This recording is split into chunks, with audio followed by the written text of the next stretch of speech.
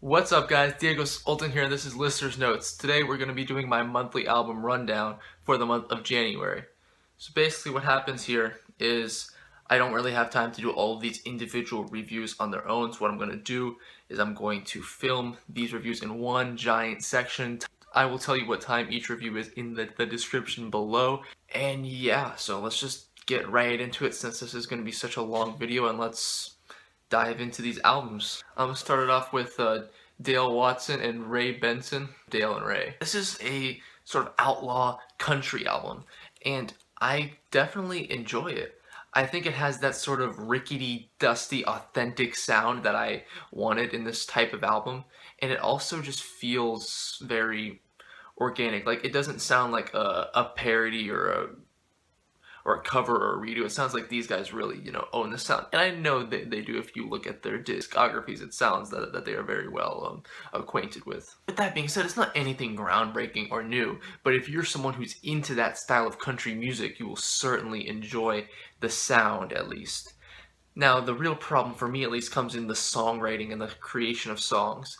And the first thing that really pointed it out to me was how much better the covers are on this album than their songs that they wrote.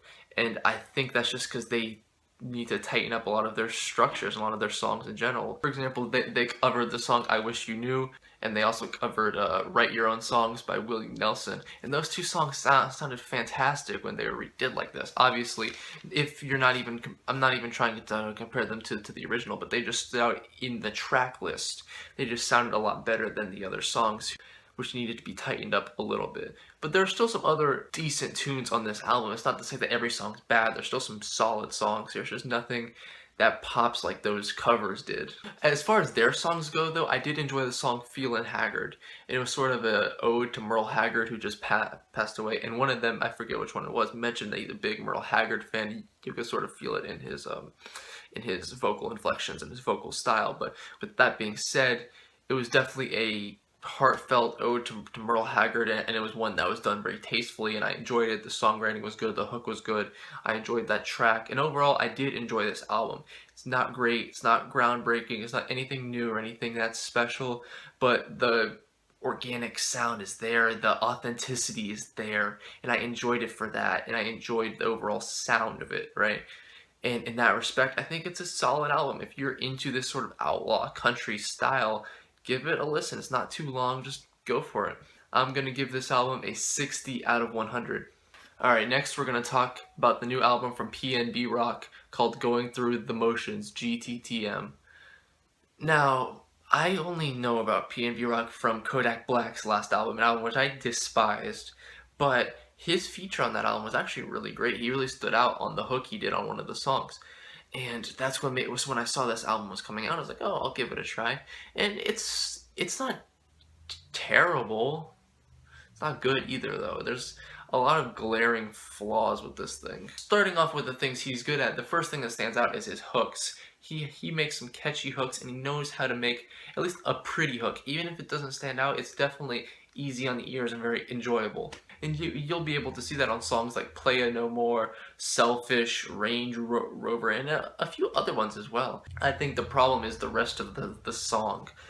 A lot of the times the verses are very drab and dull, and it comes down to just the vocals in general. They're okay, they're nothing special. The auto-tune really starts to get annoying after a while, especially with how long of an album this is, and the constant auto-tune in the same sort of pitch. For me, it just got tiresome and I really couldn't deal with it. So, I mean, I know this is a very simple take on it, but it's just, my complaints aren't with specific tracks as much as it is the auto-tune. It just makes this a boring album. It's a boring album with beats that aren't that great and lyrics that aren't that great and features that aren't that great. Those extra elements there, they're okay, they're fine, but they aren't good enough to compensate for the lack of vocal ability, right? So really, we just are left with an average at best album. At worst, it's kind of a snooze fest, and that's what we're dealing with this album here.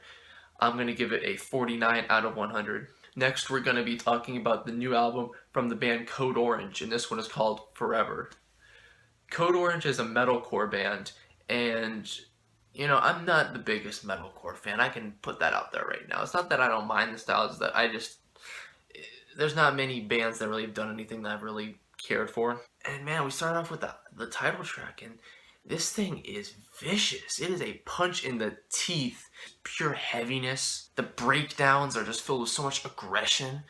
I love this song. It's so powerful. It's so visceral. It's something that I really can get into. And then following that, we have the song Kill the Creator, which once again is another pummeling metalcore song. I love these just passionate shouted screams. Like, I can feel the emotion in them, and they still have that, that bite to them. Nothing is too cleanly recorded. They all have that in the moment feel to them, which I love. And the song Real, this thing, in the first half of it, there's this just maelstrom of just drums and guitar and everything, the whirlwind of drums just beating around, and in this just encasement of sound, you can sort of hear the guitar layered in it, the screams in it, but just everything about it is such a rush. The song Spy has a nice groove, like many other songs in this album, but this groove in particular stood out to me. And the screams are just very cacophonous. They're very engulfing. I think it's about time we got into the negatives. I have to say, the first half of this album hit me so hard that by the time I got to the second half, I was wondering, if it's gonna pick back up at all, and it really didn't.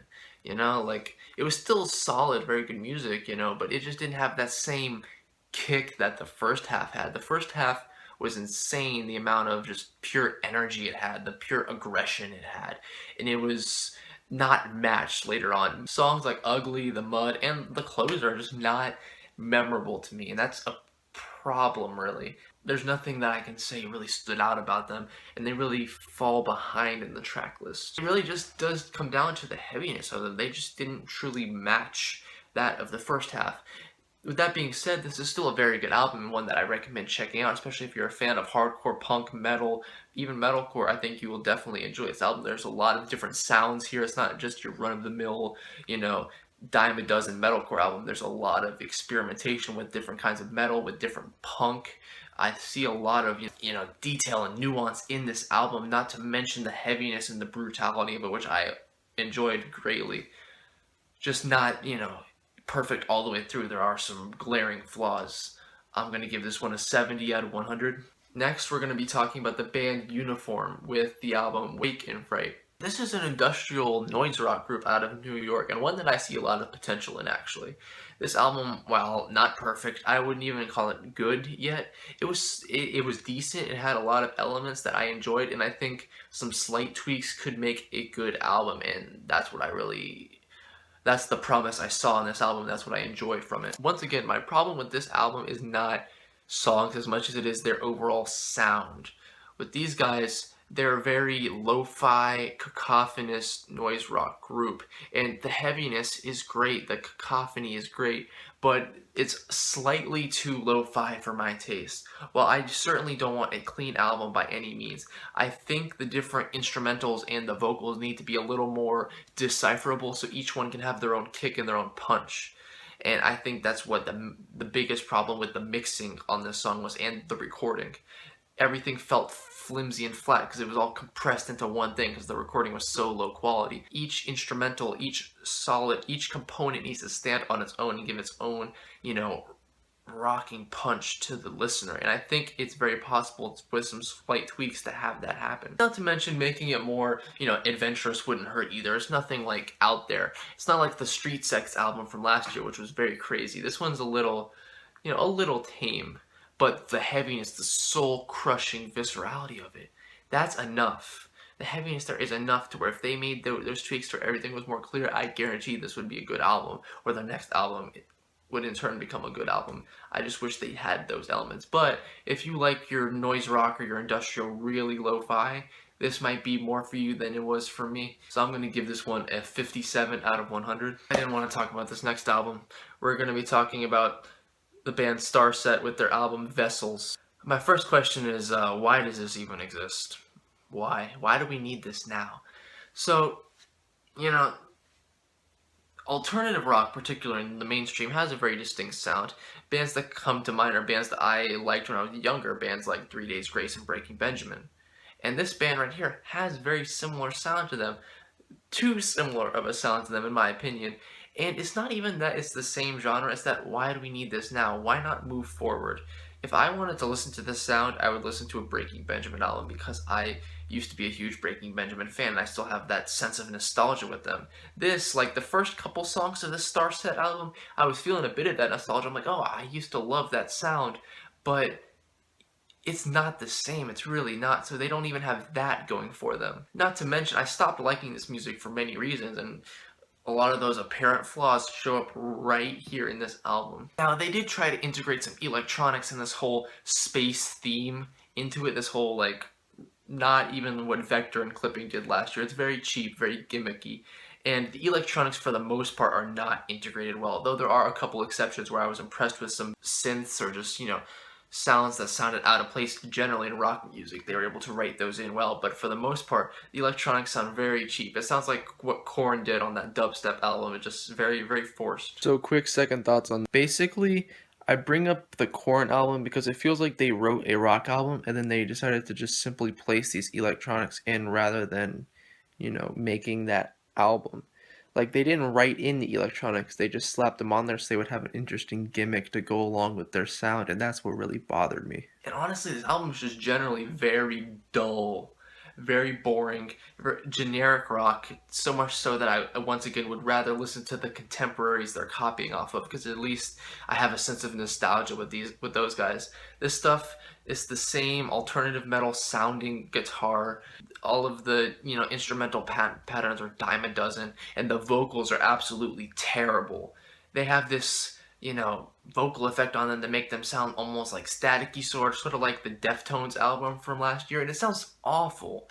There's no reason to put an album like this out. This album managed to be both generic and gimmicky at the same time, and I'm just shocked how something can be so flavorless. This one's not for me. This is probably some of the most run-of-the-mill rock you can get, and there's much better out there. I mean that. There's much better to find. I'm not trying to diss you if you like this kind of music. That's fine. You like what you like. This is just definitely not for me. It's much too bland, much too faceless, much too generic. I can't tell this band from any other band that they would consider a contemporary. So, with that being said, I'm going to give this a 29 out of 100 because it sucks. And yeah, that's the monthly album rundown for January. I do have a lot more reviews coming for February. Already working on Big Sean and Sampha, and I did listen to a couple albums on the latter half of January, like Rose Eleanor Dougal, which I will add in my February one, I think. So yeah, thank you guys for watching. If you want more content like this, hit that subscribe button, hit that like as well. Thank you guys for watching. Diego Sultan here with Listener's Notes. Can't wait to review some more music for you guys again real soon.